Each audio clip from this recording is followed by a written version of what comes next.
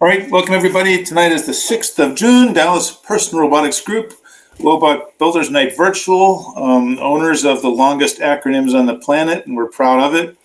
We're going to just do the usual, go around the table and talk about robot-y things tonight. And we have a short queue started off. Pat has an update, then Doug D.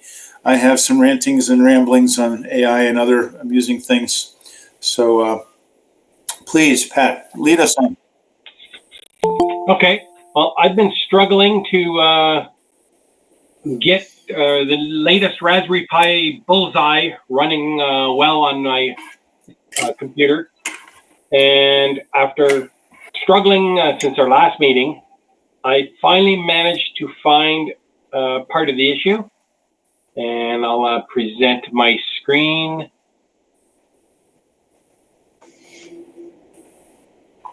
Share. And there's a link. I'll put it into the chat. I don't know if everybody can see that. After updating 32-bit Raspberry Pi OS Pi 4, the kernel is running it's running a 64-bit kernel.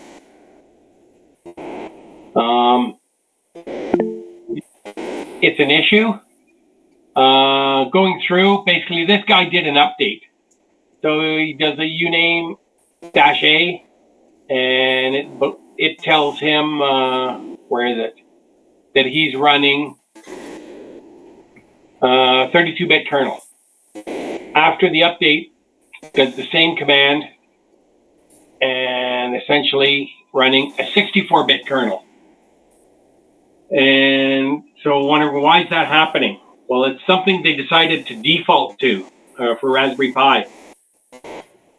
So a little next comment down, the switch to running a 64-bit kernel by default on Pi is intentional. We believe it gives a better experience with few drawbacks. And then there's a way to override it. You can revert the 32-bit kernel by adding the ARM _64-bit equals 0 in the config.txt file. So I loaded from the Raspberry Pi imager, I loaded specifically the 32-bit kernel onto my Raspberry Pi.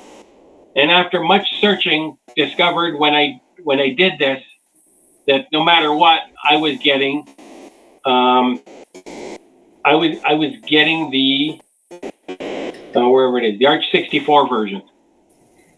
So didn't matter what I had selected. This was causing problems with some of the Python stuff I was working on, and wasn't allowing several different things, stuff to build. So when I was trying to build my drivers for my Arducam, it wasn't working. Sorry about that. Somebody's phone is ringing in my living room, but there's nobody there. So I was having lots of trouble building the drivers for Python.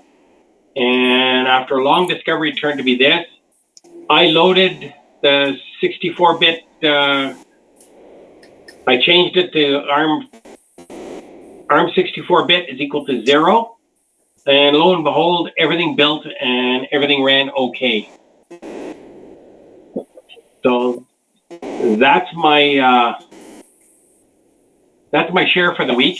Very frustrating when you're trying to figure out why is this not working, and it's giving all sorts of errors with when you're with pip and as it's trying to build everything from collecting all the files and building it from pip, and it just fails. Yeah, that's really interesting, Pat, because that means they got both kernels there. Both kernels are installed onto the. Both kernels are installed into the Raspberry Pi with the 32-bit install, and it defaults to run the 64-bit one. So that took a while, like I say, to run. After I managed to fix that, it would build the Arducam time-of-flight drivers, no problem, and everything worked.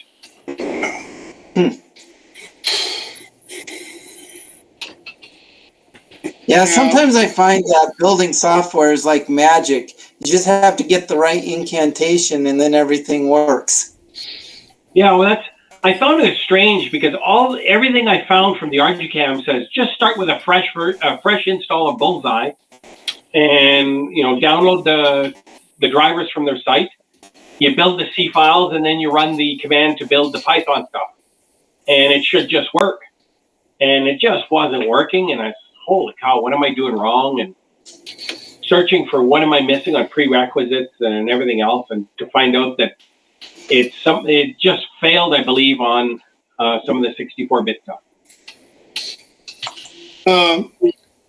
Is that AARCH64 or is it just ARC64? It's AA, I believe. I'll post the page again here.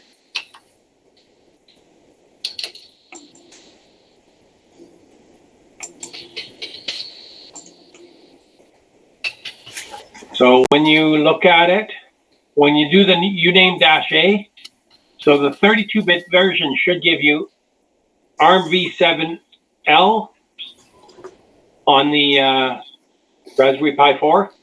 Yeah. And if it is a 64-bit, it should give you the AARCH64.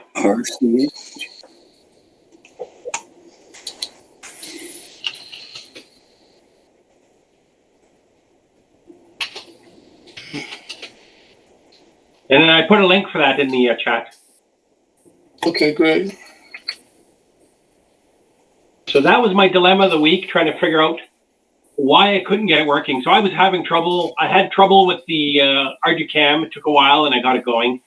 But I was also having trouble with VS Code and trying to run just a basic Arduino script, like with nothing in it.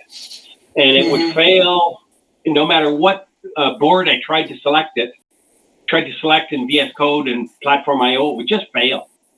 And as soon as I switched over the kernel and reinstalled VS Code, so deleted all the VS Code and Platform IO folders and reloaded them again under 32-bit, everything just worked. I know on one of my Pi 4s, I'm running 64-bit, and I'm doing it because there was something that I needed, and it was only available in 64-bit kernel. And I haven't had any really problem that I know of just running the 64-bit kernel. So I don't know if you install it as they when I did it, there was an option to install 64-bit. Yeah, so I never tried to install the 64-bit and do everything. I was trying to install the 32-bit, which is typically what I run, and then I tried to put the software as normal. Now, did this occur after you did it? Took a fresh board and put in the 32-bit kernel, or did it occur after the first update? No, this was on a fresh install, and it's defaulted to intentionally load the 64-bit on the Pi now. So I can share that. I can share that as well. Hang on, let me go. Oh, I don't have it on this machine. I was going to show you the imager, Raspberry Pi imager with the software selection, but it's the first one I picked in Raspberry Pi imager, the 32-bit.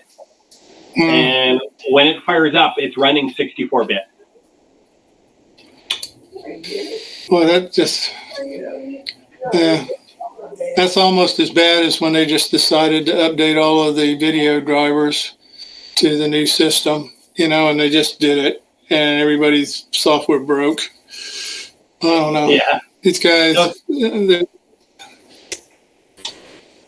they sounds like they need some way to do better transitions. Well, I can understand if you removed the 32-bit selection out of the imager and say, hey, your only choice is the 64-bit. Yeah, well, I think that's where they wanted to go. I think they want to go to where everybody's running 64-bit. But like you said, I did it because I had a package that I needed the 64-bit, And you obviously have packages that you need the 32-bit. So, it's sort of like, just depends on what you're running. Yeah, so I've got the time of flight camera, and that's the reason I'm running Bullseye, is because of lib camera and everything seems to work with Bullseye. I've tried to install lib camera on Buster, and with no luck. It just, I keep digging down deeper and deeper down the rabbit hole to try to get lib camera working. And the problem is that other software was having trouble on Bullseye, and part of that, I'm guessing my problems were I haven't ironed it all out yet, but I think it was because of the 64-bit default. Oh. And like I say, it's not like you have to reinstall. Apparently, you just flip it over to say, hey, ARM 64-bit is equal to 0 in your config.txt, and off you go. You're running 32-bit. Yeah. So I did that. I just deleted the .platform.io and the .vs code and the .code folder, and did a reinstall of VS Code, and everything started to work. Okay. Which I was surprised with VS Code. Let me ask you this, Pat, because I haven't put VS Code on my Raspberry 4. So the question I have is, do you have an option of a 32-bit package there or a 64-bit package? Or is on VS Code, I just installed it with sudo apt install. And so it picks, I'm assuming would be a 64-bit package when it's trying to install. Yeah. Okay, I'm just curious why I didn't have as big a problem with this like I said, I had to have something that was only available in 64-bit. So I went ahead and on one of my Pis, I just made it 64-bit, and I had not had any issue with it. And I'm just curious if some of the packages that you got were installed. It sounds like it's a fresh install, so I guess it wasn't. But I was just wondering it was a fresh install when I did it. So that's it was several fresh installs because I was having so much trouble, and I kept starting over from scratch. Oh, well, it looks like I got fun to worry about when it happens. I really appreciate you finding this. Yeah, well, that's I'm shaking my head because, hey, loading a Raspberry Pi and putting VS Code and compiling a program to run a basic program with nothing in it, just a loop, a setup in a loop file. And the thing I was getting is it could not find the Arduino.h. It gave me not being able to find the standard bool.h library. And which is an obscure error, and that when I ended up searching, that is where I got the link saying, hey, here's the problem. It's defaulting to 64-bit. Wow. The kernel is defaulting to 64-bit, which I find strange because, like I say, the code, the VS Code is just sudo apt install code. And so it should be loading a 64-bit version. And it just seemed to not work. It would not compile anything at all. So I don't know if anyone can replicate that if they want to try it on a Raspberry Pi 4. I'm not interested. I'm not going there. Sounds good. Well, that's why you have extra SD cards and stuff like that. Give these things a test. Yeah, but I thought with VS Code, I thought you could. Yeah, I thought you could run that. Carl, you might have. So I run VS Code Remote as well, and it's two separate installs because one is VS Code Server, and the other one is VS Code. So it's two different things. So the other one I found out that is on the Pi 4 specifically, and I don't have the link to that one, is that the browser defaults on the Raspberry Pi 4 to hardware acceleration, and that's the Chromium browser that comes installed by default. And VS Code has a runtime configuration, I believe, for hardware acceleration. And both of those make VS Code run extremely slow on Raspberry Pi 4. So maybe if I find that link, I might post it up later. But you run the VS Code locally on the Raspberry Pi. Is there a reason you do it that way instead of using the SSH, the Remote Explorer thing? I do it both ways. Sometimes it's just handy to have it on there. Just handy. Okay. And yeah, it's not as quick as the SSH remote, which works extremely well. Yeah. But even the SSH was giving me trouble on the with the 64-bit. Huh. It wasn't able to compile. Huh. For those in the know, would virtual environments or Docker containers solve some of those issues? Because you've got kind of a fixed environment that, you can have it installed on, the hardware and not have it affect that things inside that virtual environment. I don't know. I'm out. Ask the Linux in the know people, which are all you guys. So does anybody know? I've run some stuff in Docker. Go ahead. And it seems to be okay. But every once in a while I get a hang up with Docker, and then I've got to get in there and manually make some changes, and that's where I just get lost and sort of lose it. So I'm not adept enough with the Docker to figure out what's going on. I don't know. It's usually when Docker is doing an update. But otherwise, yeah, it would be nice if you could get, VS Code in a Docker container already. I know guys have talked about ROS in a Docker container already ready to go, and these sort of things, and have them update and keep themselves, working well. Mm-hmm. Like Docker is another one where from other changes. I know you're running the latest Docker file for something, but if you don't go in and maintain your Docker files, it just sort of builds, okay, well, here's your next Docker container with the same programs in it. Here's your next Docker one with the same program. So if you don't go in and manage your Docker containers, they just keep getting bigger and bigger. Maybe somebody knows more about that, but that's what I seem to see. And so now you got to go manually into Docker and remove some of the old packages. Yeah, Harold's the only one I know of that uses Docker. He's not in here right now. Yeah, he would probably know better because like I say, I've had frustrations over it. So I Murray, shy away. I also tend to shy away sometimes from virtual environments, and just instead never update my install. Oh yeah, that's one way of doing it. I think that's one convenient thing about the Docker, right? Is you got a virtual, even if the world moves on and provides all these updates that crash it, just roll it back to where it was because it worked. Yeah, so that's the beauty. So yeah, like I say, but you have to be adept enough to go in and find the container you want to remove and the one you want to keep. And usually it's not like, hey, here's the old version, here's the new. It's a long cryptic hash name for the container. I think there's a reason why there's teams of people in the DevOps community that do nothing but manage that stuff all day. Yeah. So it would be good to get Harold's point of view. Maybe if he comes on later, maybe we can jump back to it and see what he has to say about Docker. Well, that's it for me.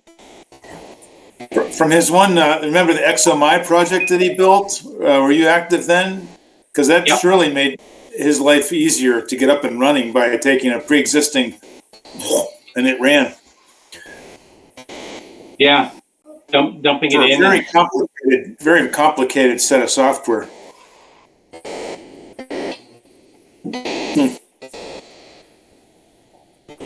Well, cool. Well, Pat, good progress. Painful cost, but good progress. I think, so next we had Doug D, and then I'll jump in with you after that in a moment. So if you want to pin me, I'm going to show you my latest robot. I've got both batteries in it right now to demonstrate that while it's running, I can pull one battery and nothing happens because they're in parallel. And the whole idea is to be able to hot switch a battery. And you can see these little pieces of tape here. That gives away the fact that I have motors running that's going to turn that tape. And so I'm going to flip the on switch. Pay no attention to the fact I haven't screwed down the Arduino yet. I'm going to hit the on switch, and it should raise and lower the front legs, raise and lower the back legs, and it'll do that until Moby Dick comes home. But I can take and pull a battery. I'm not going to pull that one. It's a two-handed job. But you can see pulling the battery makes no difference if you only pull one of them because it doesn't break the power. And I don't know if you can see down in there. There's a little thing spinning based on a stepper motor down there that's raising and lowering these. And if you really are paying attention, you will have noticed that that's going more than a quarter of a turn because I'm just doing it on time right now. I don't have my encoders hooked up, just the power part. So, switch off. And that completes my demonstration. Woohoo! Happy it worked. What kind of score is that? An hour ago it didn't. You know, if any of you I guys got the out there, PWM lines reversed in my setup, and I was running code, and it wouldn't work. I'm like, what the heck? 2 motors, 2 PWM lines, they were crossed, and so they were sending PWMs to the one that didn't have the highs and lows set on its pins. I checked So on my I know phone, that's- it was good. Hey, Harold, we're going to want to talk to you later, so pay attention. What? Speaking of the devil. Just, I you said I'm somebody done said with my that. name 3 Well, times, well, didn't they? We'll put you in queue a few names down the line, but meanwhile, Ted, yeah, so I was going to say, I know that's a dog or something. Is that the idea? Yes, it's going to be a robotic dog that's going to hang on my back like a backpack. Yeah. And then Well, I the pull it fact off. that it looked like a trunk reminded me of Terry Pritchett's Discworld series where he has the walking baggage. Ah, I did not know about that. I may try to incorporate that into my plan. It was who's Discworld? Terry Pritchett? Yeah, Okay, good to know. Thanks for the tip.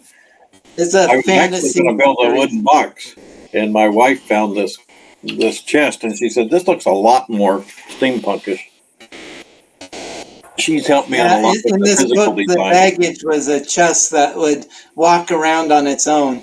Yeah, that's what this is going to do. It's going to be basically an autonomous robot that I'm going to try to control also with a telephone that's attached to my arm on a little wristband. And it also can have all the capabilities of my previous telepresence robot. So later on, after it's done with the festival, it'll roam around my house like a security telepresence robot. That'll be fun. Yep. As long as you guys don't get in and try to drive it while I'm eating dinner. I'm not giving out the codes on this one. Good plan. Next. no, it's too well. So that's what color star? I've totally forgotten our scheme now. I call it a black star. Yeah, okay. Yeah. Motors ran, but it didn't really do anything. Well, that's You get black week I'll have stars the for when you make robot progress. infinitely more than any of us else to have this show, I think. But okay. Well, that puts me next. I have 4 random points to ramble on a little bit, and then comes the game of let's put Harold on the spot with a spot quiz for Docker. So then it's open mic.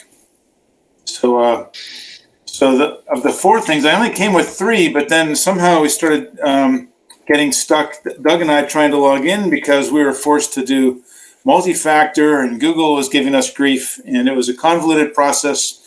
And I've had this realization the other day that'll become more evident in the next part of my thing too, where I think I found the explanation for why Google documentation and processes sometimes send people in circles. So this is the Google idea of a bicycle, right? So, yeah. So which way is it going? I don't know. Can anybody even tell? You're just pedaling for happy times. It's but this to me explains a lot about once you get in the loop, you're there. You're just stuck for good.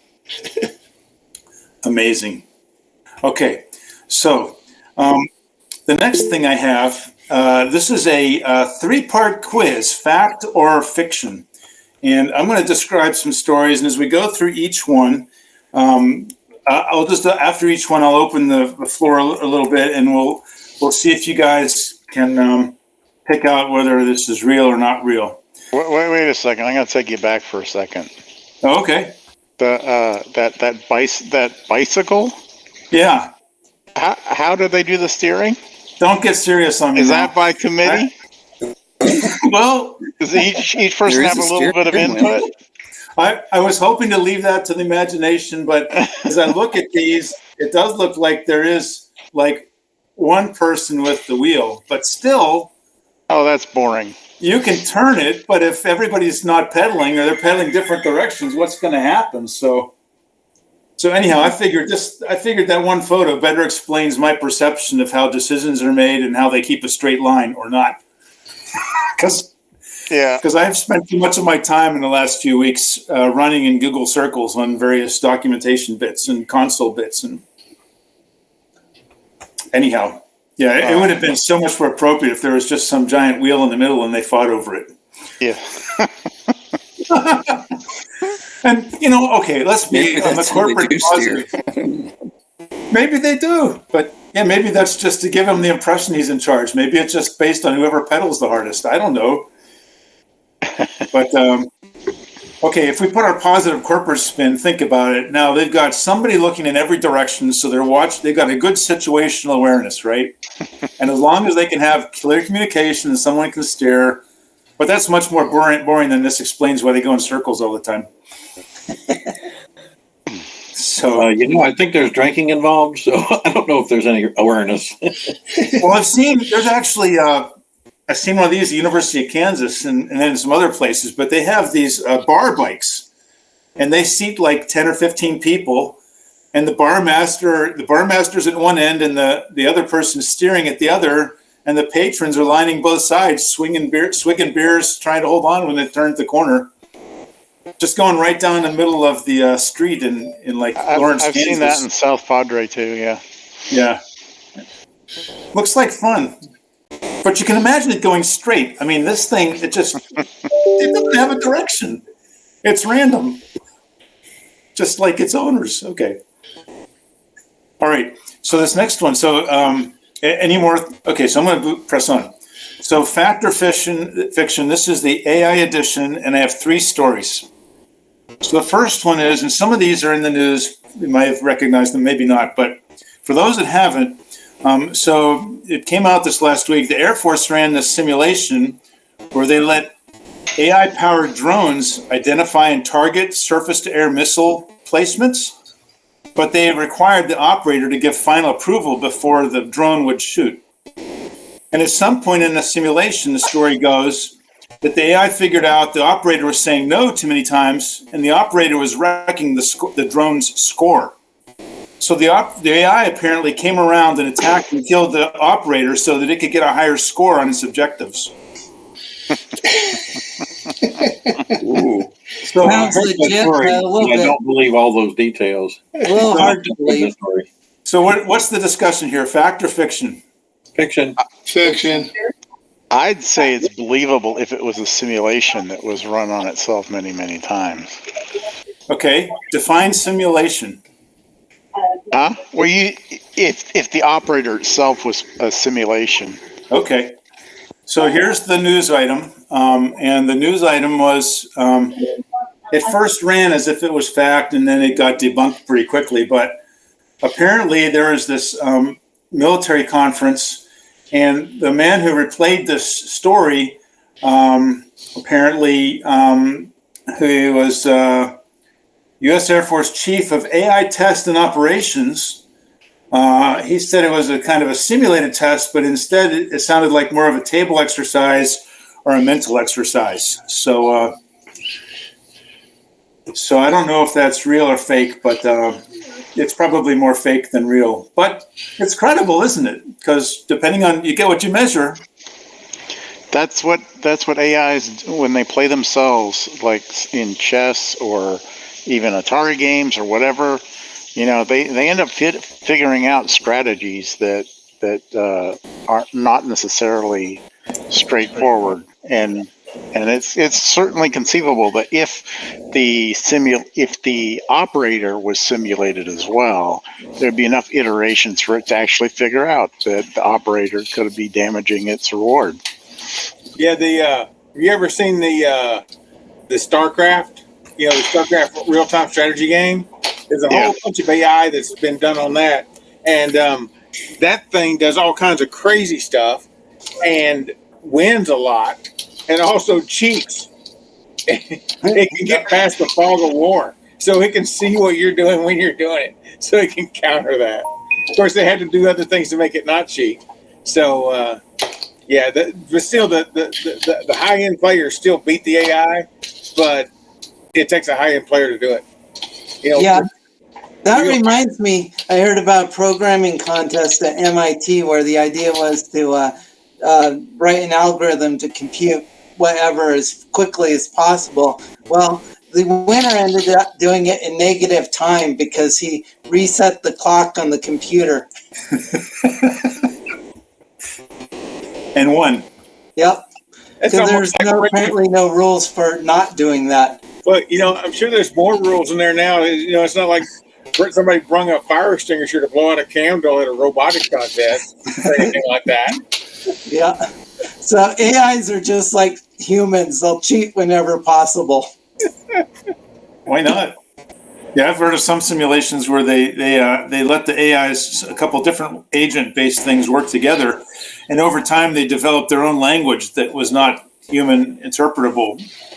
But they were causing each other to do actions but they were. Well, that reminds me. There was a show that I watched when I was a kid, and now I looked it up. It's called Colossus, the Corbin Victor. It's a movie, I think. It's a movie. Yeah, I'm sorry, it's a movie. And it's exactly that. Back in the Cold War, we had a computer that was real smart and turned everything over to it to do all the stuff. Then as it was poking around in the ether, so to speak, it found this other computer. Turns out Russia had one of their own. And then those two computers got together and they decided that, I'm going to stop dropping bombs on you till you do everything we tell you to do because you're killing yourself. So I'm going to go ahead and just kill you. It's a better solution. Anyway, I like the movie, by the way. I hope I wasn't spoiling it. It's been out like 40, 50 years. So hopefully it wasn't too big of a spoiler for anybody. But I like the movie. I watch it every now and then when I find it on TV. What's the name of that one? Corbin Experience. Okay. Yeah, if you could put in I thought it was War Games. Well, there's that too. Feel old. War Games this last Saturday was released 40 years ago. Oh boy. Yeah, Corbin Project was before War Games, though. Yeah, Corbin Project was way before War Games. It was like in the early mid to late 60s, I think. You looking it up there, Ted? If you're looking it up, I won't. Because yeah, I'm trying to find it here. I'm too young to know that stuff. Yeah. Yeah.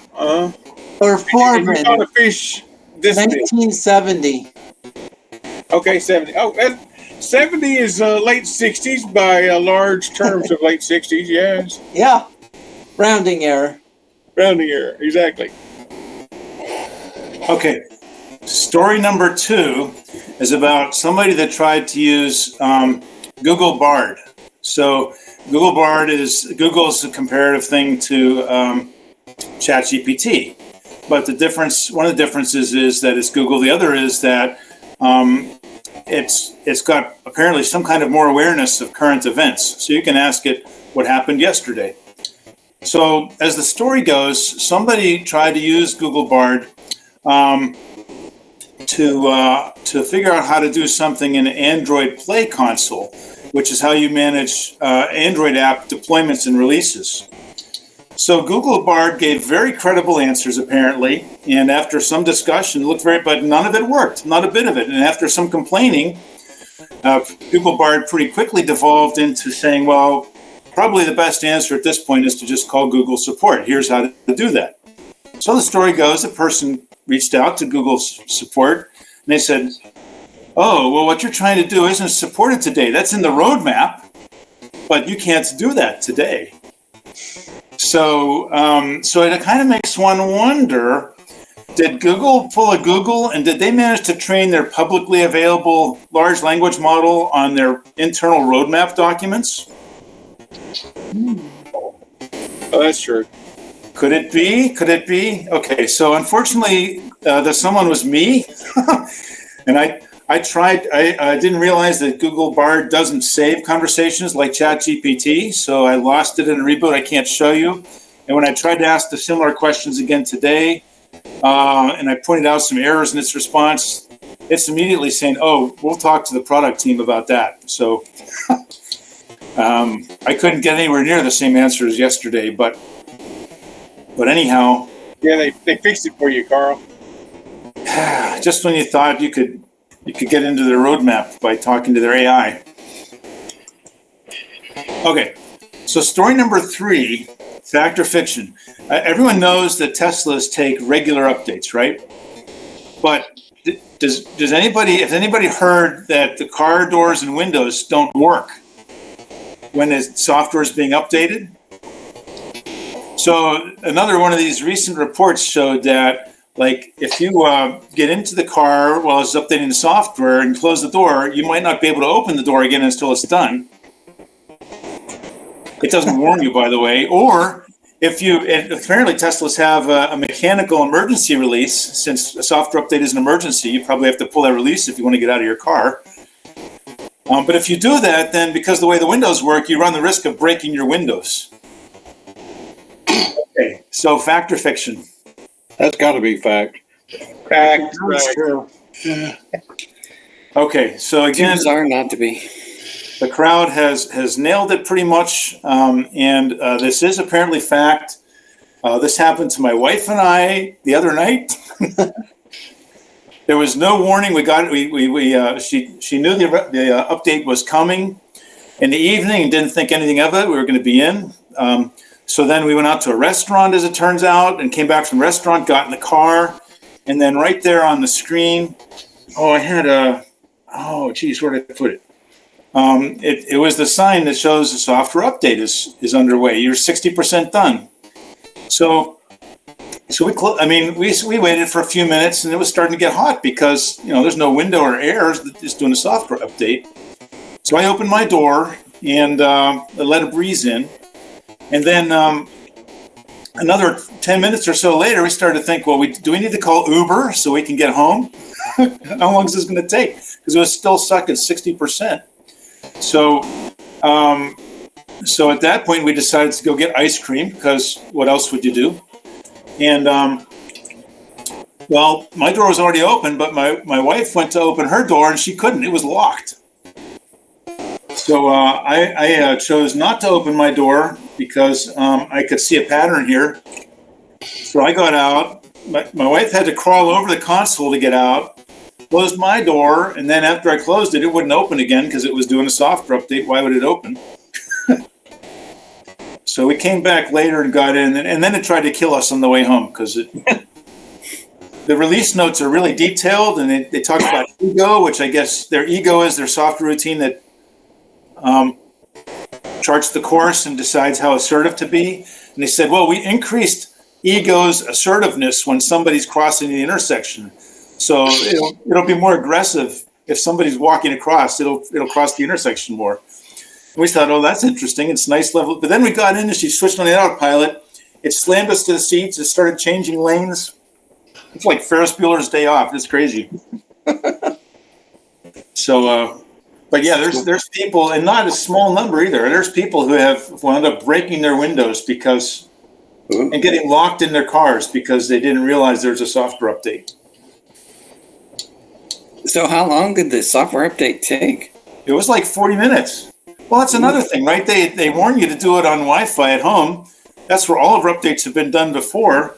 But for some reason, it chose to do it in a restaurant parking lot on cellular. When, as evidence shows, it gets dropouts. It takes forever. I mean, it's just wrong from top to finish. Top to finish. So more aggressively, like the David Carradine movie, Death Wish 2000. The bodies are flying up in front of the car all the time. Wish 2000. I had those visions until we approached an intersection and she finally took it out of auto because, like, the intersection had one of these. The road was going this way and it had a big dip to the other road, and I mean it was going to launch us over that dip at 55 miles an hour with the stop line overhead. I don't know. It's fun, I gotta say, but you gotta AI again, right? AI. So, okay, and then but there's one other thing that's kind of cute, and I'll share this. And so at the same time that they're not worrying about like being able to use the doors or keep the windows from breaking because the software is updating. What a cute little touch. Check this out. Like the white line markers. The screen. If you'll notice, as the white line markers, lane markers are going past, the screen is updating at the same rate. So do you see that? So it turns out, if you speed up, it looks, as best as we can tell, it looks like the graphics. They've done such a nice job on the graphics that these markers go as fast with respect to the car as the ones on the outside world do. So there's attention to detail for you. But car doors and windows and software updates.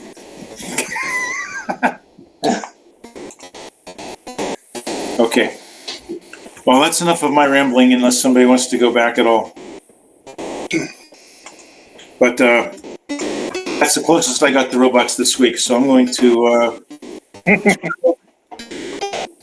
next in line. Harold, another one of our favorite hot topics came up of Docker. Oh, Someone has some questions. Your thoughts on something about Docker. So whoever that was, could you? yeah, ask away. I can certainly. I have an opinion. I can. Like much like everybody else has certain orifices, I have an opinion. That's true. So. Did someone have a specific question, or should we just ask Harold to talk about whether they're advisable in Pi or not? Pat had some questions, but I think. Yeah, I can ask. So we had a discussion because of some problems we had installing VS Code on Raspberry Pi, and whether the Raspberry Pi was 64-bit versus 32-bit. That was a previous conversation. So the question became, wouldn't it be simpler to just install it, let's say, on a Docker container or virtual environment? So I don't know if you've had experience with either one. I know you've had experience with Docker. Yeah. My experience with Docker is that as the Docker containers update, it just writes a new Docker container and leaving the old Docker container still there unless it gets managed. Yeah. That is going to happen. It's going to leave that image flying around unless you go in and delete it. Also, if you're having problems between 32-bit and 64-bit, you think I'll just fix it by putting it in Docker, you're still going to have the same problems because you're not running a 64-bit Docker on top of a 32-bit machine. It's not going to work. Okay. It's just not going to work. You're just causing yourself pain there, right? Yeah, no, it wasn't intentionally trying to run a 32-bit on a 64-bit. That just, by the miracle of Raspberry Pi, that just happens now, apparently. But it was basically the trouble. So I installed a fresh copy of Raspberry Pi Bullseye. I selected the 32-bit from the imager. And after a lot of trouble with both my time-of-flight camera, my RGCam time-of-flight camera, and then trying to install VS Code with Platform IO, and couldn't compile anything with it, I became aware that Raspberry Pi on an update now will update your 32-bit to 64-bit when you do an update. But as well, I had selected a fresh install of 32-bit, which also installed the 64-bit as default. So there was a tweak. I put it in the chat earlier. And you have to basically go in and turn the 64-bit kernel off to run the 32-bit kernel. Once I did that, I was able to get VS Code running and compiling an Arduino program properly. So was it? See, you've got two things there. You got VS Code that does its thing. Yep. And then you've got Platform IO that does its thing. And it just so happens that one is running on top of the other one. So if VS Code runs, VS Code runs. If Platform IO doesn't run, then it's not really VS Code's fault, right? No, So, I believe it was a Platform IO issue. okay. But I believe it was. I don't know if Platform IO runs in a 64-bit environment. I've got no idea. I've not played with the Platform IO. I do think though that if there's a Docker install there, but if you're gonna, most of the time I've been running Docker, I haven't had a visual aspect to whatever it is I'm doing. I'm running on the command line for doing things, right? Okay. So getting that information pushed back up to the screen where you can do your visual things on it, I don't know exactly how that's going to work. I'm sure it probably can. I just don't know how. If that makes sense. All I know is I kept getting obscure errors, and I would have Python packages not building properly. And so when I'm trying to install RGCam time-of-flight camera, and it would lead me down the rabbit hole with all sorts of packages that weren't working. Ultimately, to find out that it was Raspberry Pi OS, which now defaults to a 64-bit install. Yeah. Even when you've selected the 32-bit. That seems a bit weird to me. I'm believing you because I trust. I put the deck note in the note in the chat on it. I got you. So that's one of the questions we had, whether Docker would resolve this issue. But you're saying if Docker, like a 32-bit Docker, will not necessarily run well on a 64-bit OS. I think it'll run just fine. The other way around is not going to work. The other way around isn't going to work. Okay. The other way around is not going to work. How about Docker versus virtual environment for like Python? What do you mean? You want to do like to fire up a whole VM like VMware or VirtualBox? Virtual environment. Python, you can install Python into a virtual environment. Okay, I don't know anything about that. Essentially like a sandbox for Python. Yeah. You can write your program using that virtual environment and not your default Python install. Yeah, I think the reason, what's his name? Adrian from Pi Image Search is real big on those because there were updates to OpenCV that didn't happen when, the different versions of Python came along. So if you had, say the latest version of Python on your system, not in a virtual environment, you could lose functionality, things could break because things didn't follow on from in OpenCV. In other words, one instruction for Python 2.7 would not work with Python 3.5. So if you froze all of that stuff, whatever Python version you had with whatever OpenCV version you had, you could make those work indefinitely, regardless of what other, Pythons or OpenCV you had loaded onto the rest of your system. Yeah, I use virtual environments for every new Python project. Mm-hmm. That's how I segment my projects. The first thing I do is create a virtual environment. Yeah. And I start putting down the dependencies and all of that. So that way, I never screw up other projects because they're totally separated. Mhm. And yeah, I'm a strong believer. I'm not a big, strong Python programmer, but I'm a strong believer, and that even enforces it even greater to me, because I think you get in Python in particular, you get into version hell, and Mhm. you update something and it breaks something else, and it just goes all nuts. So by putting them in virtual environments, you limit the damage. And yeah, I like I said, every new project that I'm going to do, like for example, Pat, if I was going to install OpenCV, I create an OpenCV virtual environment, and I put OpenCV in it. So now let's say I want to add something to that OpenCV project. What does I do is I copy that virtual environment to a new environment and rename it and add on top of it. And that way, if whatever I do screws it all up, then I still have the original OpenCV virtual environment, which is still good. Am I making sense? Do people understand what I'm saying? Yeah, you are. But how do you run different programs together out of different virtual environments? What do you mean? If I have OpenCV in a virtual environment, Right. and I have my ArduCam Okay. time of flight in a different virtual environment. So Well, I wouldn't probably put them in a virtual. Don't you need OpenCV for that environment? You do as well. Yeah. So what I would do is I would create a new environment, but it would be a copy of a working CV environment. Okay. And then I would add my AutoCom software to that environment. All right. And then let's say it broke. Well, I still have a working version of CV. Okay.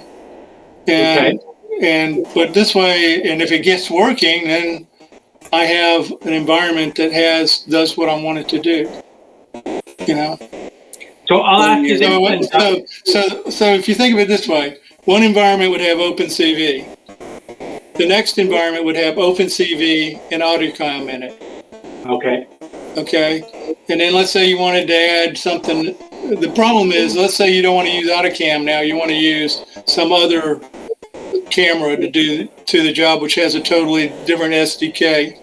Well, you can start back with your OpenCV, create a new one, put that new SDK in it, get it working, and you wouldn't try to be adding it onto your computer like all of it together in one big pile.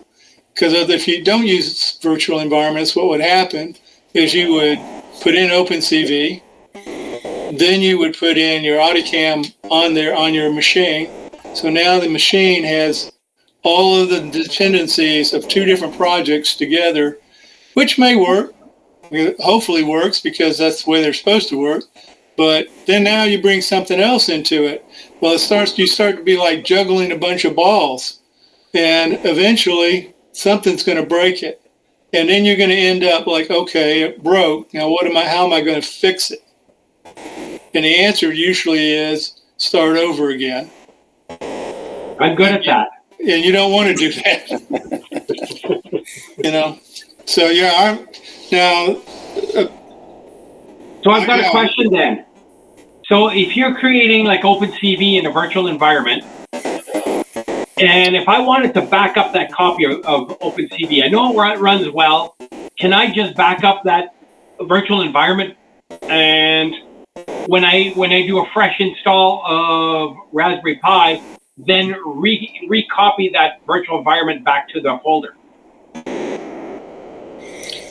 as an install? Yes, I think the answer is yes, but that's not the way I do it. So, like what I do with it is when I get to what I consider to be a good point, and I take it and create a new disk completely with what that has on it. So okay, I do that as well quite often. Yeah, that way if I lose the disk, I still haven't lost anything, because essentially I have 3 Raspberry Pis, and one of them is on my desk all the time, and it's the one I mess with. That's the one I test with. And then the other ones are on the robots. So, I need to copy the disk and put it on the robot. Okay. Yeah. And the biggest problem you get is, it's not like there's probably a way to incorporate Git in this. And that's what you really need, is because you'd like to be able to not end up with, say, okay, I got this working really good on my desktop, my desktop Raspberry Pi. So I copy that disk and I put it over there, and I'm out there on the robot and I'm fudging around a little bit. And now I've got differences. You know what I mean? And I'm happy with the differences, but you could copy it and bring it back to your desktop and put it in. But all that discipline stuff, and I find that kind of tough sometimes. So, but like I say, I'm a strong believer in virtual environments. Especially for Python. I've been avoiding them, but it may be something I'm revisiting. You've given me a couple ideas. Yeah. It may be something I'll revisit because, I went through Raspberry Pi hell this week trying to get ArduCam time of flight drivers SDK working in Python, plus VS Code, just to program an Arduino. Yeah. Only to find out that, like I say, the Raspberry Pi OS defaults to a 64-bit kernel now. Yeah. And one of the things that let's see what else I was going to say here. Okay, now with virtual environments, you have to be a little careful. There's one that works better on, which I think is just called Virtual Envir. VIRE, virtual, whatever you spell that, and it has ENV on the end of it. I thought it was VENV. It might be, but what I'm trying to say is there's a couple of virtual environments, if you want to think. And on your Raspberry Pi, you probably do not want to use Conda, which is what you might use if you were on Windows. Okay, because Conda was really set up for Windows. So you want to use the one I use. Let me see if I can pull out my notebook. Oh, come on, man. Yeah, that'd be a good experiment to try. I know, different revisions of Python and OpenCV were made to work with, a certain revision of an OS. I don't think you can go, change the OS and expect anything to work. So I'm assuming the virtual environment would have to also include whatever revision of OS you had. So I wouldn't think you could change the OS and expect even your virtual environment to work. So well, I'm not sure about that, Ray. But okay, the one I use is spelled. I'd be surprised if it did, but hey. Yeah, it's VIRTUALENV. All right, and I believe there is one that's shorter than that, the one you mentioned. Okay, but the one that I use is the one that's spelled VIRTUALENV.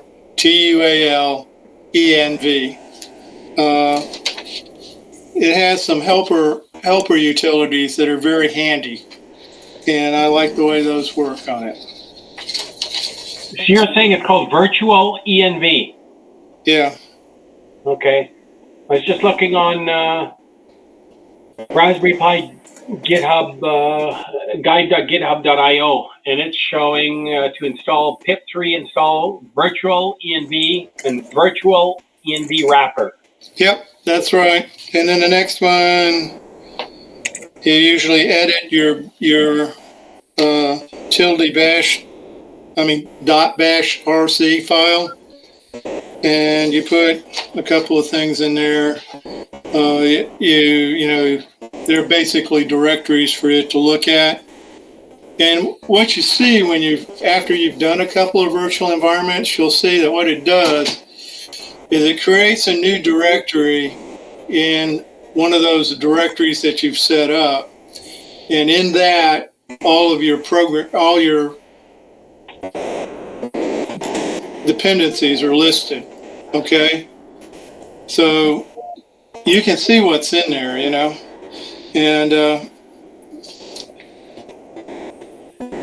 I guess that's where I'm not sure if there's anything else I could answer about it, but if you use that, let me see if I can find those utilities, what those are. I pasted a link into the one I found to create a Python virtual environment. Yeah. Into the chat. Let's see here. I'm looking at my notebook to see where the helper functions are. Okay, there's a program in there, another one that you would install after you install the one you were just talking about, Pat. Yeah. It would be called Virtual Environment Raptor Commands, and those are the helper functions. You can do let's see, is there a list on that one? If you look up Virtual Environment Wrapper Commands on Google, you can probably see a chart of them. And there you can do things like list your virtual environment. You can show the details of a single virtual environment. You can create new ones. You can remove them. You can copy them. And part of it is that I think it keeps, when you store Python packages, there is a system-wide package or location where the packages go. And there's other places that those packages can be. And a lot of times when you're running a program, it gets screwed up because it can't find the package, even though you've installed it, because it's looking in the wrong place. And virtual environments seem to help that problem a lot. So anyway, I definitely would recommend taking a look at them. You might not want to do it, but I think you would once you kind of got the feel for it. Yeah, I've always been a little leery about it.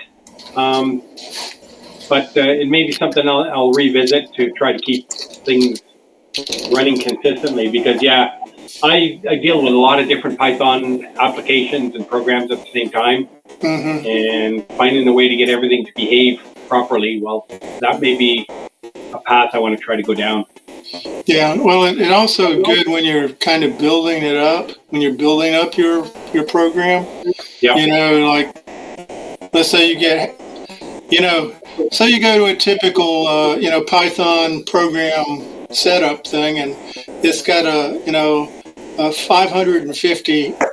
list of 550 things that you have to enter in one at a time. And you get down to 378 and you find it doesn't give you the response that you expected. Yep. So what do you do now? Chances are you're going to start over again. But this way you at least haven't got all of those 374 lines of packages pushed into your machine's Python, whatever, okay? You don't have all those packages installed. They're actually installed in the virtual environment.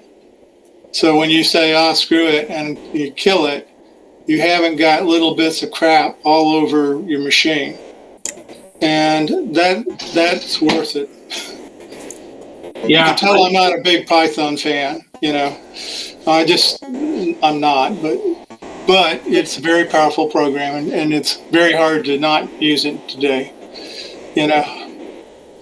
Yeah, I don't know if it's so powerful. I think it's just that there's so many packages that have been developed by people There's a package for just about anything you want to do.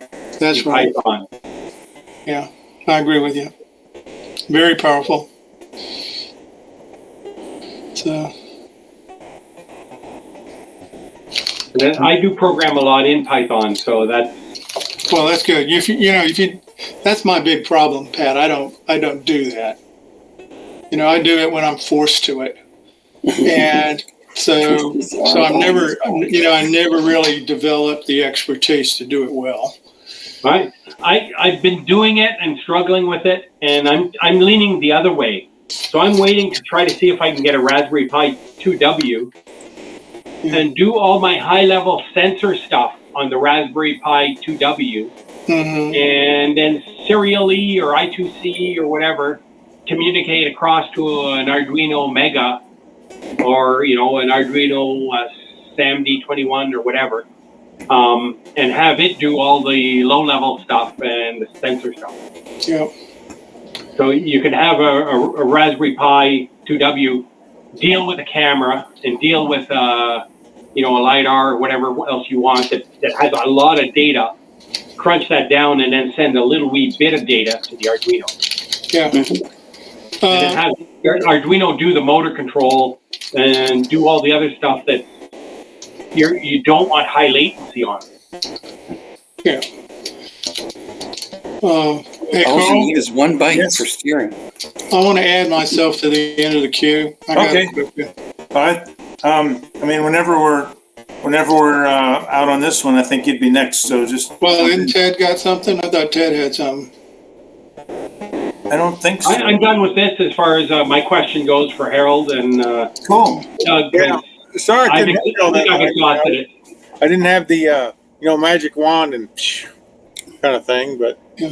sorry about all that. I tried. I heard my name. I don't have anything. Okay.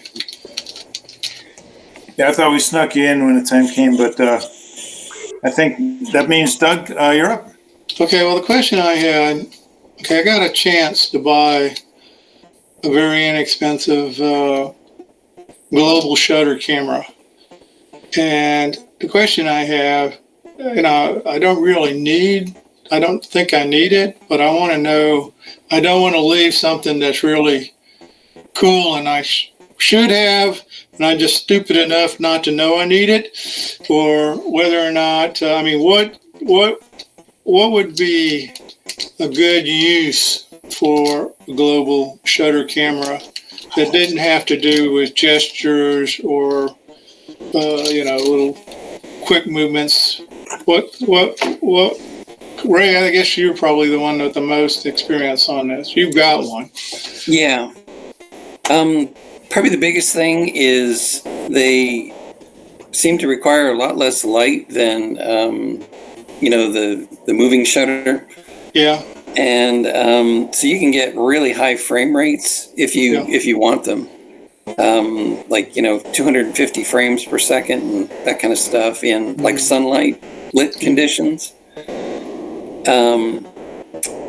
The other thing is, if you have very fast motion, if you're moving the camera quickly, you don't get, the tearing and stuff like that you'd get with, or the distortion of the image because you're moving the camera, because it's,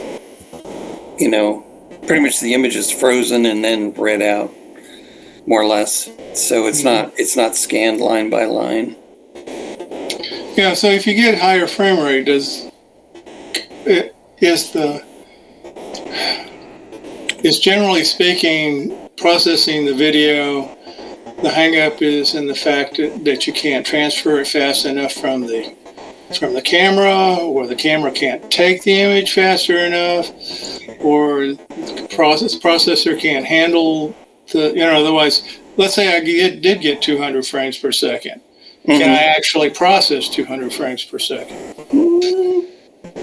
Maybe, I haven't looked at what like the NVIDIA stuff can do. Yeah.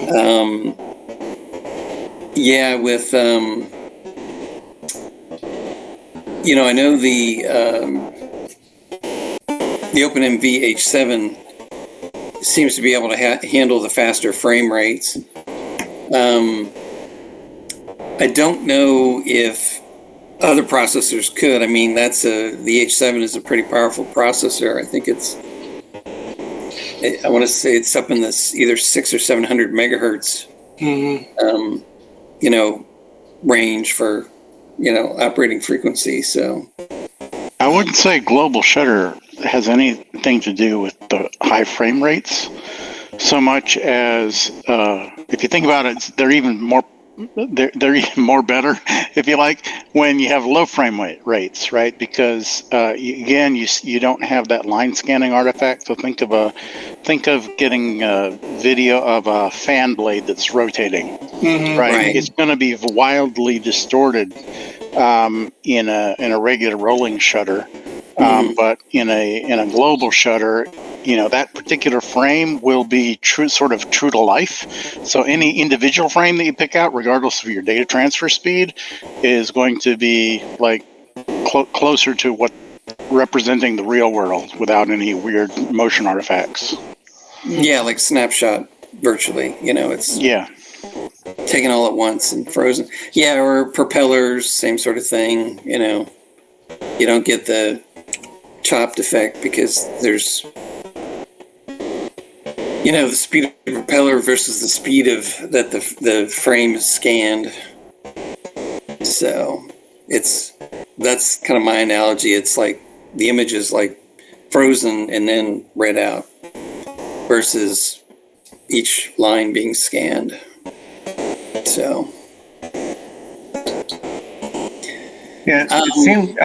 I'm just thinking out loud that it seems like if you're doing robotics and you're outside on really rough terrain and you're moving and you're trying to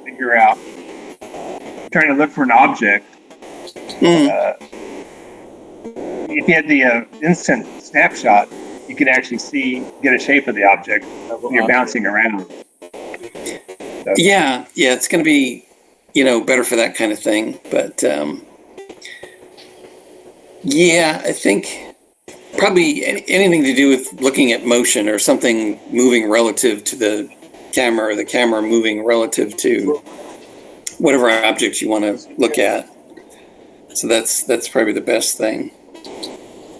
But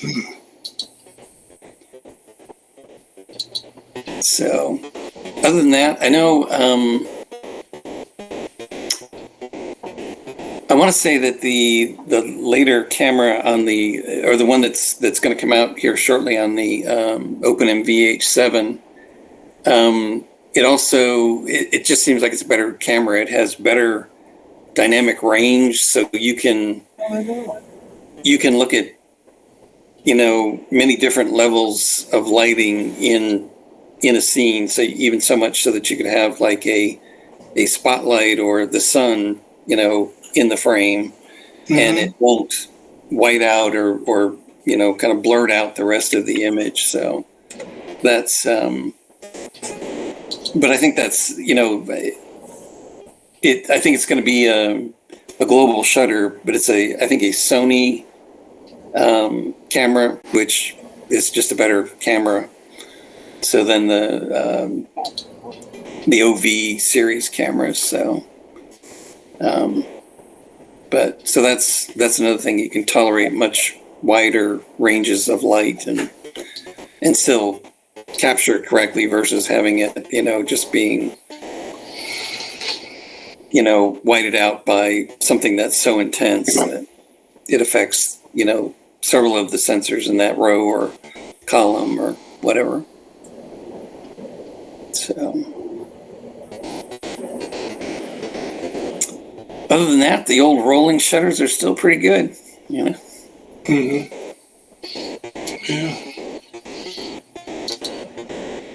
Okay, it gives me some thoughts. I appreciate it, guys. I'm trying to figure out. Okay.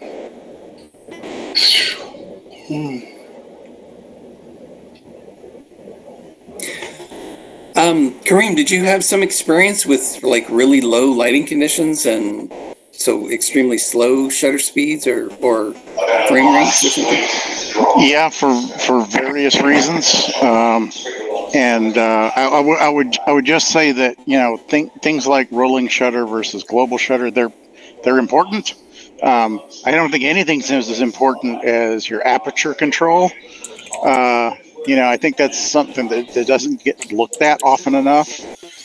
So having good response to light levels across a wide variety. I mean, it's a combination of all the things, right? Lots of sensors or certain sensors are much better at low light kind of situations. And you're going to, you know, sacrifice color fidelity when you get into low light situations. But if you are in really low light situations and you need a color camera and you don't have control over the lighting of like we even put lights on the robot in order to get defined illumination, right? Get enough light so that, or to compensate for varying light conditions in different venues. Because we know that what the robot is looking at is usually pretty close, and it can be affected just fine by, you know, throwing a high brightness LED to assist the camera. So yeah, and you basically, in our case, we're more likely to be forced into certain camera selections. And so we're just trying to control the environment. But of the ones that we choose, we're gonna go with the ones that give you better aperture priority, usually, because that seems to affect especially the quality of the stuff we do with OpenCV. It's highly dependent on having reasonable white balance and, you know, color responses, and, you know, that it's predictable. So you know, we have to use a webcam of a certain kind, and so we'll go with the higher end Logitech webcams just because of their you know, the size of the sensor, their ability to handle light conditions pretty evenly. Yeah. So like an aperture control, it's not like it's like auto exposure, manual right? iris, or no. Well, yeah.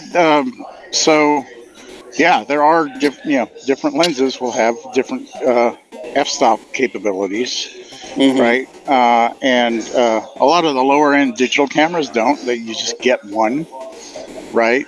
But if you can get a camera that gives you that and gives you an actual optical zoom, you know, that's like there was a time when I was trying to hack, you know, camcorders in order to get their cameras on a robot because they you know, generally have more capability along those lines.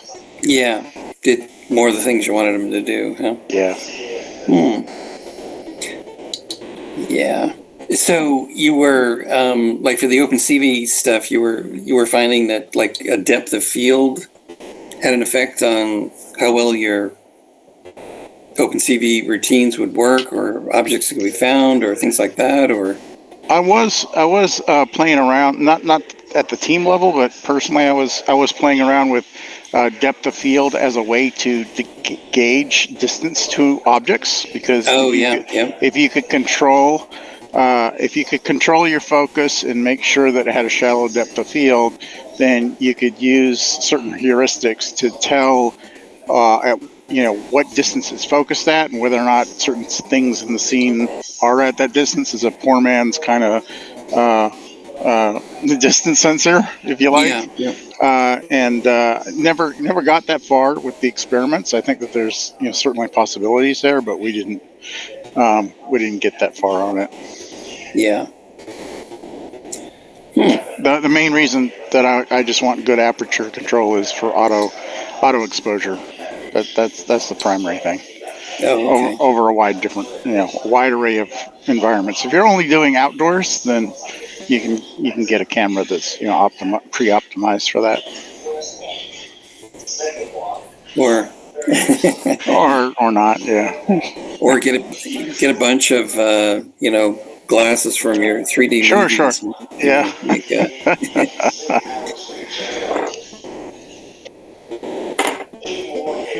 Make your own polarized filters, I guess. Yeah. Okay. That answered my question. Yep. Cool. So where are we? We've got Doug building robots, Pat working on robots. Are the rest of us taking a break now? No. No. My thing could be I could go. It'd be really quick though. Right. I'm trying to your screen, share, and this. Okay, the MaxSense A010 was that's the time of flight sensor. It's got, can produce a depth map of 100 by 100 pixels. And they had it, actually, I could get out of this for a sec. Go back. They had it working on like the Max dock, which is, the setup. It's got, an LCD screen and it folds out and you can hook up different cameras to it. And it's based on the Kendrite A210 processor. Anyway, they had ported the MaxSense A010 to this, but I didn't want to use this. I wanted to use an OpenMV H7. And so they kind of, and the two have their own IDE. Their instructions are different for the two boards, the OpenMV H7 and the Max dock. And so I tried to port over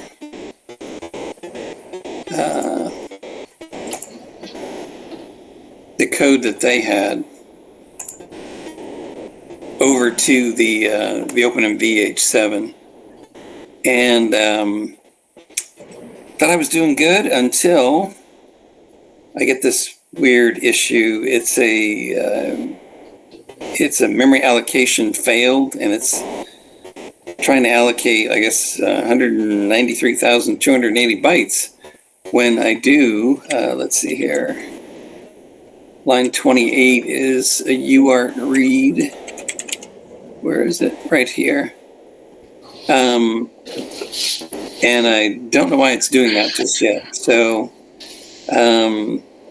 it looks like I can read the data. No, that's a pop-up that comes up. But at this point, I haven't figured out why it's hanging up on the UART read. I've even tried to flesh out any, well, there's commands that I have to send it to set it up. One is the baud rate, so that sets it to 921,600. There's other commands. The bin is the number of pixels. Like if you set it to 1, it gives you 100 by 100. If you set it to 2, it gives you 50 by 50. If you set it to 4, it gives you 25 by 25.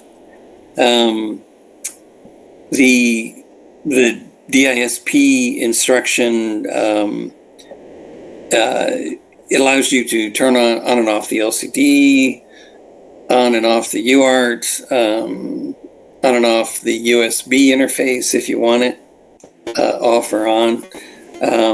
So in this case, I wanted it to just use the UART interface because I'm sending the image that it's getting over to the OpenMV H7 for processing. And I just set it for 10 frames per second. So I've tried different combinations of things to see if it was the amount of data that was coming across, because at 25 by 25, it's only 625 bytes. At 100 by 100, it's 10,000 bytes. But that doesn't seem to have any relation on this number here, so I'm not certain exactly what's going on. And they pull out a lot more of the information than you need to in the there's like an additional 16 bytes with, you know, you can send it different instructions. There's a, you know, like a data length for just the data versus everything else that's kind of, you know, header stuff. And what else? Anyway, so for the most part, everything transferred over okay. It, you know, it interprets it okay. There's no syntax errors, but there is some issue with memory allocation. I don't know what it is at this point. Anyway, so that is where I'm at. So. Something that's good. So hopefully I'll figure out what that is, or I'll just trash their code and use my own and only look at what I need, and instead of all this other stuff in the header that it's kind of like, okay, I don't care about any of that stuff. Just give me the data, and, you know. So there's a set header that should be easy to find. It's 00FF. There's a set footer. It's DD. And the after the header, 2 bytes are, you know, represent the length of the whole packet.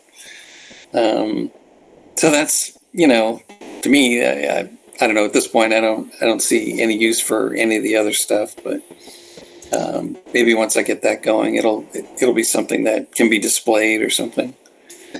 Yeah, I would guess that packet would be 193,280 bytes for some reason, but yeah, it'd be way too big. yeah, that's kind of big unless it's sending over a large image or something. Well, the image is only, the largest it can be is 100 by 100, which is only 10,000 bytes. Yeah. All So- those are going to be somewhere else. What? Oh, I thought somebody said something. Oh, that was me. I was talking to myself. I'm duck debugging to myself over here because Azure moved my cheese, and this I should be quiet or I'll be talking for hours. So. Oh. Anyway, so that's where I'm at. I'm hoping to use, you know, transfer the image over the OpenMV H7 and basically do, you know, look for a certain, and I wasn't even going to colorize it. I was just going to look at, like, it'd be a grayscale image, and the brighter the value, you know, I think in that case, it's the closer it should be.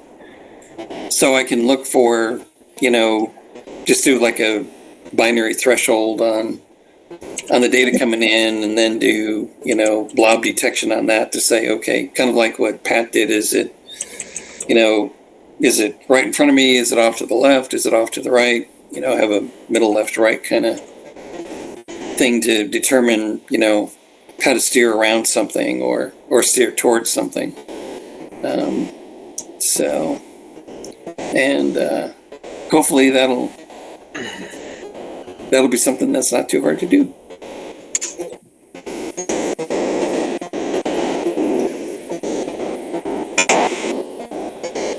Well, I have a little project I'm working on while I'm in Portland here. What's going on, Mike? Yeah. So I figured out the Portland Beer Festival mug is a good thing to use to hold my IMU sensor. Otherwise, it's too light and it's flopping around. Is that if you drink too much, or using your IMU to keep you stable, or what? Yeah. So this is the Arduino Nano BLE with the IMU built onto it. So I put it into the mug. Basically, when I did my robot, I gave myself days to figure out the IMU. I got it good enough to go into a straight line. So now I'm trying to figure out how to actually use this thing, and I'm going to actually go through the calibration procedure and then go through the different filters and stuff and try them all out. But during calibration, it said do a figure of 8. Mm-hmm. But no one could tell. I couldn't figure out what they meant by it. But I think it's like go like this. Just draw an 8 in the air. Just Yeah. So, and wiggle it around when you do it. So I think that's the right motion. It just said basically just go through a bunch of angles. So so it doesn't have to be anything precise. It's just move it around a lot. so hopefully I'll. Yeah. Did they tell you to do it in like the yaw plane, the pitch plane, and I forget what the other one is. Vertical. Pitch and roll plane. It said vertical, so I assume it's this plane. Yeah. Hokey pokey. I've understood or imagined, maybe it's not understood, it's more imagining, fertile imagination, but those sensors are on your wristwatch and or your phone, they keep themselves calibrated. And it's just randomly, they auto recalibrate themselves on the fly. And it's just constantly watching motion and static as you move it around. So imagine just all kinds of random motions. Yeah. And then every time it sits still, well, it knows from the one sensor it's sitting still, so it can make some assumptions about drift and stuff. So some kind of algorithm goes in there and tries to zero it out. And whenever it gets back into closed loops, it sees patterns. That's a lot of hand waving because I don't know really. I'm a robot. I knew when it was stopped, so I could say, okay, it's in stopping and it's using its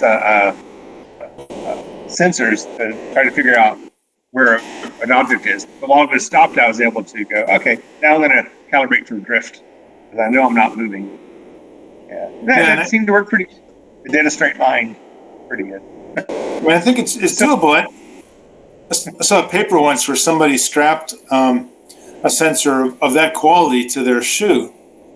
And they were trying to do the double integration thing so that they were trying to see, could they just use I guess it was accelerometers and gyroscopes, but could they just use that to estimate distance traveled by integrating measurements from the accelerometer and the gyroscope. And somehow by taking advantage, since it was on the foot, they assumed that at some point, as you walk, your gait is such that your foot hits the ground, and that foot is more or less stable while the other foot's in the air swinging.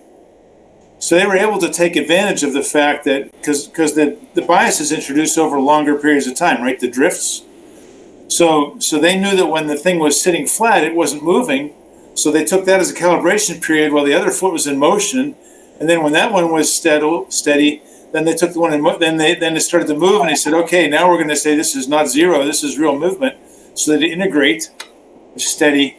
So they kept recalibrating at every footstep, and they were able to. It was pretty remarkable. This paper they showed some guy's stepwise pattern as he climbed stairs. So they built a 3D space model based on integrating the IMU from a sensor of that Arduino Nano quality. But I don't know how much math, and it looked rather complicated from the paper, I remember. Yeah, all of it looked pretty complicated. So I got to give myself more than 2 days. Yeah. Yeah, Mike, a lot of guys have used the B&O 055 or the B&O 085. It's fairly sophisticated, very reasonably priced.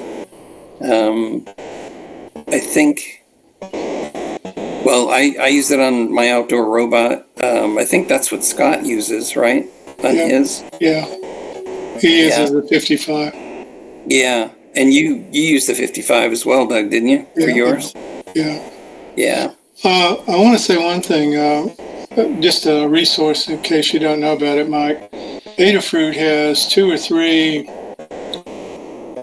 different ways to do all the calibration.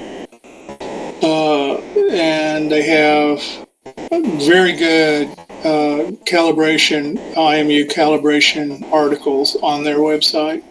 So there, you might want to drop by Adafruit and take a look at it.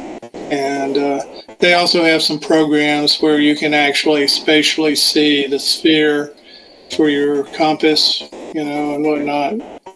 So that's kind of cool.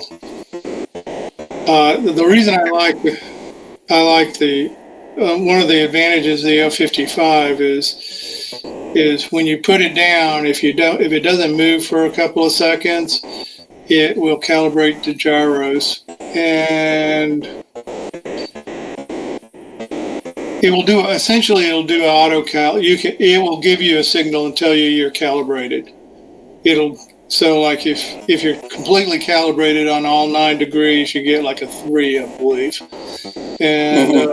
And the hardest one I always found was the accelerometers. Those are the ones that are hard to get calibrated. But anyway, something to, but go look at Adafruit's. Just, I guess it would be Adafruit, compass calibration, and there's like 2 or 3 different procedures with different programs and different visuals that you might be. They got one that's not very visual, and they have one that's really visual, and something in between. So yeah. Well, on Arduino's site, or their IDE, I found a library from Reefwing, which I believe is a company that makes drones, and they actually had a library that looked like there was a lot of thought into it, and it was basically built for this particular processor with this particular IMU built onto the processor. So I'm going to squeeze as much out of that as I can before I start changing the IMU or try to HTTP responsive. or try to combine some programs that are built for different IMU. yeah, I think the ones I was telling you about though are pretty general purpose. Anyway, but go ahead and I just said you might want to look at it and at least get an idea. Yeah.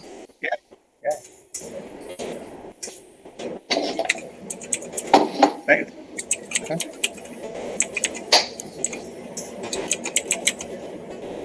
Okay. Well, have we gone around the table? Are there any other items to touch on tonight?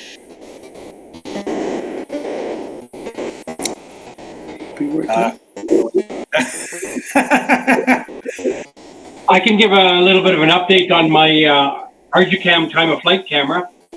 Oh, through the course, how's it going? With the success I've been able to make after all the trouble I've had this week. Oh, that's good. And on a positive note. On a positive note, yes. So I will share. Less struggle is always better. If it just happens, it's like, wow. Share, bring this guy up. So can everybody see my screen? Yep. So I have a picture of the ArduCam time of flight. In the big window, I have the distances. So I've got a left zone, a right zone, and a center zone. As you can see, as I tilt it forward, it finds the closest value and draws a circle. So if I look at the left zone, I'm about 16 centimeters away. And as I back the box back up, I go back to 42 centimeters. And the same with the center zone.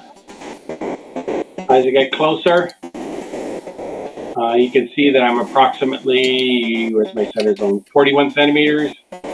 And I can back it away. It'll pick up my hand, then the box. And so I'm about 100 centimeters, 99. So if I go closer, and if I tilt the box one direction or the other, you can see that the circle sort of will follow the closest edge. On the center there. So I am making some progress on being able to to spot distances in my zones. Yep. Seems to be so far working okay, coming along, at least for a rudimentary obstacle detection. Hey, that's not so rudimentary, you know, that's a lot of detail. Yeah, I think I'm running, I haven't timed it out yet, but I think I'm running about 10 frames a second. So is that like a, you know, quarter VGA 320 by 240 or something, or? That is 240 by 180. Okay, yeah. And that's fixed on that sensor, I believe. Mm-hmm. I could subsample it in OpenCV to drop it to less of an image, but right now it seems to be working okay. Out of curiosity, if I go to... So if I run HTOP with the VNC server, so I'm to process the video, I'm running about 78% on the CPU.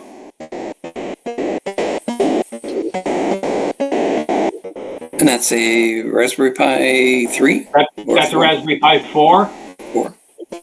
And so if I kill it, I'm running about 3 to 4% on the CPU. 2.6. So it does take quite a bit. I don't know if I need to sample it quite that fast yet. Yeah, I'd be curious if you know, if you moved it, like rotated it quickly, if you get the same distortion in distance that you might get, you know, with a rolling shutter camera. That'd be interesting to see, because I know with the lidars that only rotate like 5 times a second, if you twist it, it distorts the distances because they're done at different times, and the sensor is rotating and the robot frame is rotating, and yeah, I don't know how fast the sensor is that they're using. Oh, sorry.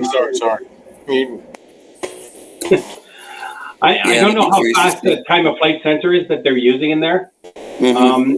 According to the documentation, I thought they were in the hundreds of frames per second that you could execute. I'm sure that if you're running C++, it would be quite a bit faster than if you're running Python. But for now, it seems to be okay. Yeah, with the A010 and the OpenMV H7, it takes about roughly 250 milliamps or so at 5 volts for the two of them. And I don't know what the Raspberry Pi. What does the Raspberry Pi 4 take? Like 2.5 amps? Well, you need a 3.5 amp power supply to power the Raspberry Pi 4 by itself. By itself, yeah. And like I said, I think that's full up though. That's full load. So if you had all your CPUs going, I think the big problem comes into when you're getting a spike in execution, and you draw that 3.5 amps for several microseconds, and I think that's where it tends to sag and give you a low voltage warning.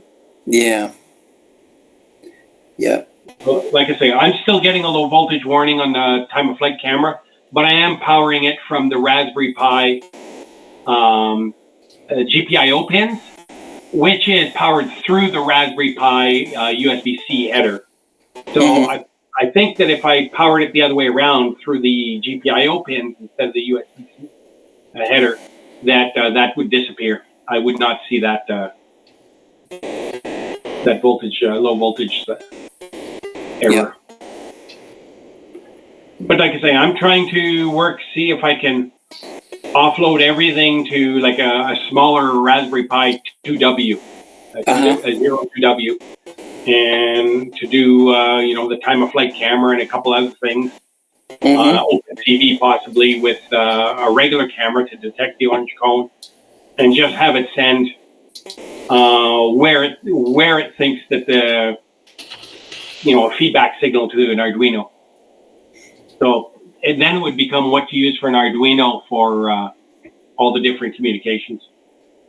Yeah, for blob detection on the OpenMV H7, I mean, I need 1 byte, basically, whatever the centroid value, the pixel, what is it?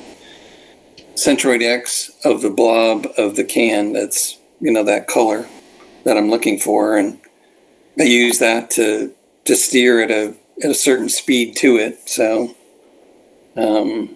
what are you using for a main controller? What's that? What are you using for a main processor for that the camera is communicating with? Oh, on these platforms, it's an ESP32. Okay. Which has got a lot more processing power than it needs to have, but it does have ESP now, which I can send things to my little remote display, which is really, especially outdoors, really, I found that pretty handy. I could look at, the system calibration for the IMU, whether the accelerometer, gyros, or magnetometer were calibrated. I can just throw those results on the screen.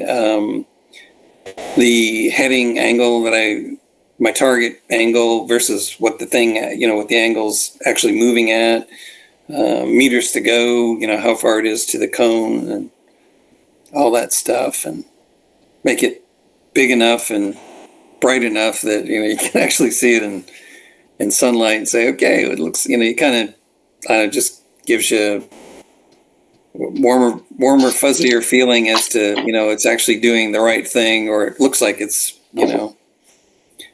receiving okay. Yeah. So feedback is always handy when you're trying to troubleshoot feedback on the go to, why did it make a left turn instead of going towards the column? Yeah. It didn't know that Harold had his orange shoes on that day. I was thinking to say, my orange shoes, my orange shirt, whatever. Somebody didn't bribe me enough to wear it, and somebody else didn't bribe me enough not to wear it. That's all I can say. So, like you say, you can have the best programmed robot in the world, but when Harold wears his orange shoes or his orange shirt, it's everything goes out the door. I had a little bit of story that I heard. Little squirrel. Everybody seen the movie Idiocracy? Oh, about Beethoven and his Salieri, his competitor. That? Oh no! It was about a guy got deep frozen and woke up, and we all turned into it turned out to be a prophecy as opposed to a real thing. But anyway, the guy is in the future, and the cat that was filming this thing wanted some really goofy looking shoes, and he wanted to make sure that it wasn't no big deal, but they looked futuristic, but nobody really wanted them, and so he bought a bunch of them. That was Crocs. Want to get the goofiest thing you could find, and figured nobody would ever wear these things, and put them on these people for future. And what happened? Yeah. There you go. Anyway, I squirreled. Never mind. I'm sorry. Well, that's all I've got, guys. Yeah. It's a good bit. That is the only other problem I have right now is I'm trying to figure out what to take with me as I go west. Aside from the gas mask, firefighting equipment. Firefighting equipment. a jug of water. I'm starting to make my robot packing list, and I think it's going to be to err on the side of caution and bring everything. Oh. It's just stuff. So it's not like I'm going for a week. I'm going for 2 months. So. Yeah. How about your high-speed internet connection by satellite? Elon Musk is coming with me, Excellent. so I will have satellite just about everywhere. Just don't bank on it to work while you're doing a software update, because it might explode on Who's you. making these cars? Is it Microsoft? I don't know. Yeah, the black screen of death.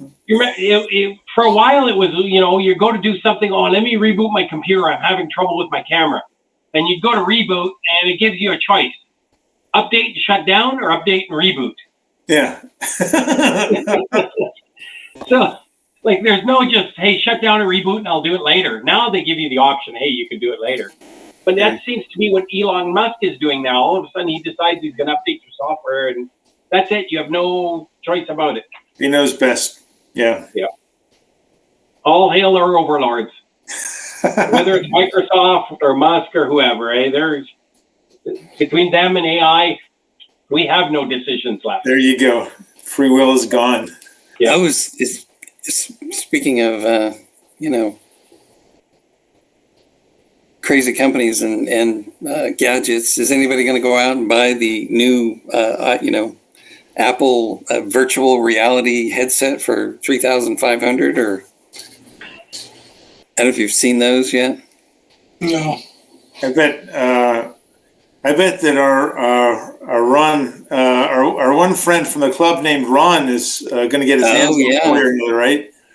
And I bet Harold, our other friend Ron, will do it as well. Somehow or other, you're going to get their hands on one. I don't know if I'll get my hands on that. Ron may. Yeah. Actually, Ron's looking for a job. If anybody knows of one, his VC, the funding failed in his startup. So, yeah, I'm a little dry right now, but a little dry. Yeah. A lot of people are dry. What I'm hearing.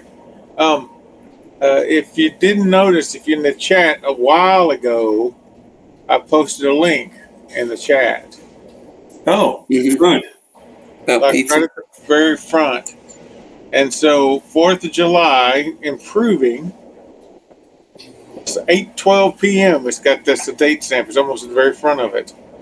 That forms.office.com, that is for me. It is legit. It is not, you will not be spyware, spammed upon, or otherwise, any of your files molested, so to speak, on the whole thing.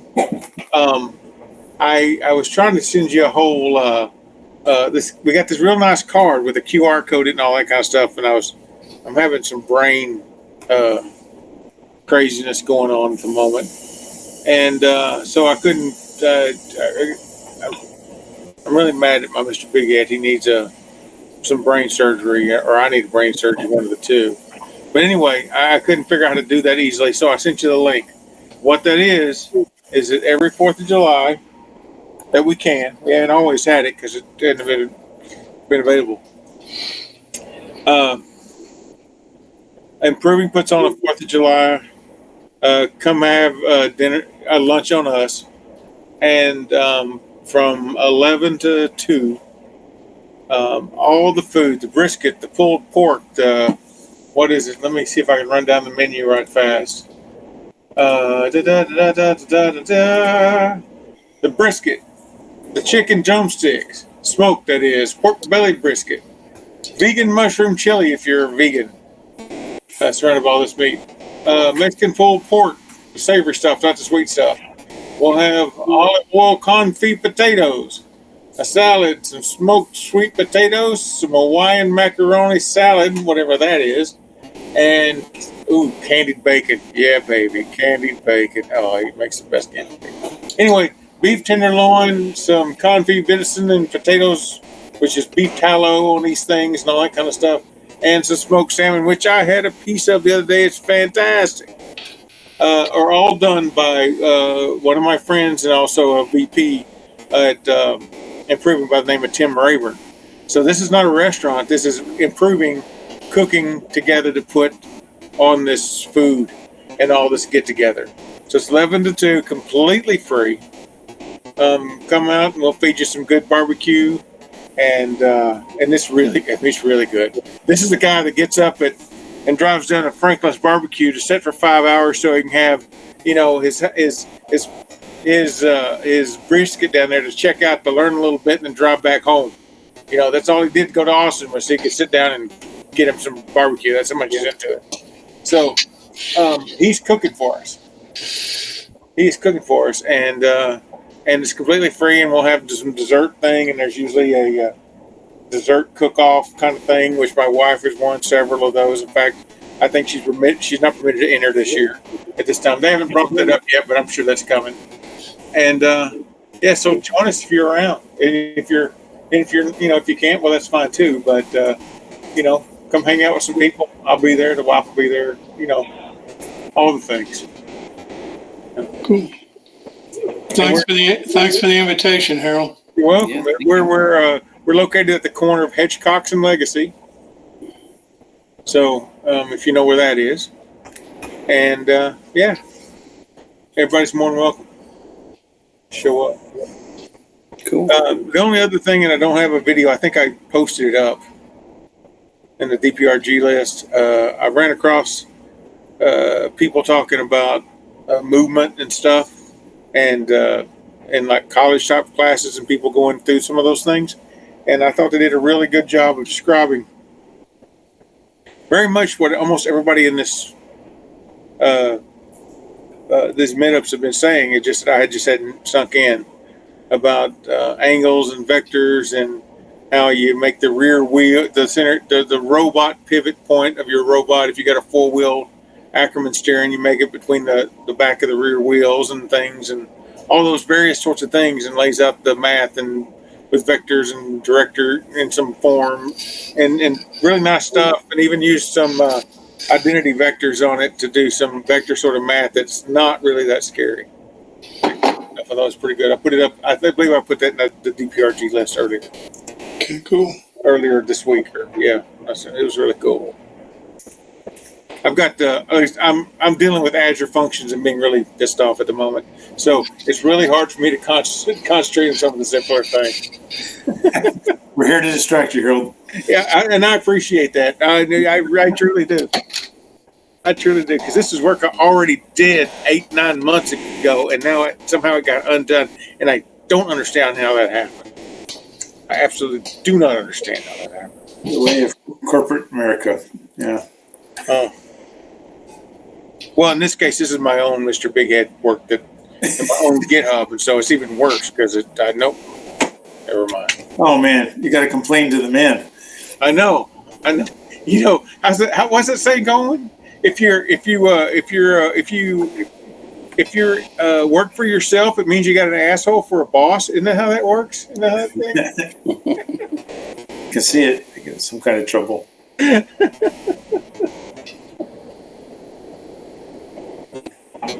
Okay, guys. Well, how are we doing? Shall we call it a night and rejoin next Tuesday? All right. Sounds good. Sounds great. Have a great evening. Thank you. Good night, guys. Bye.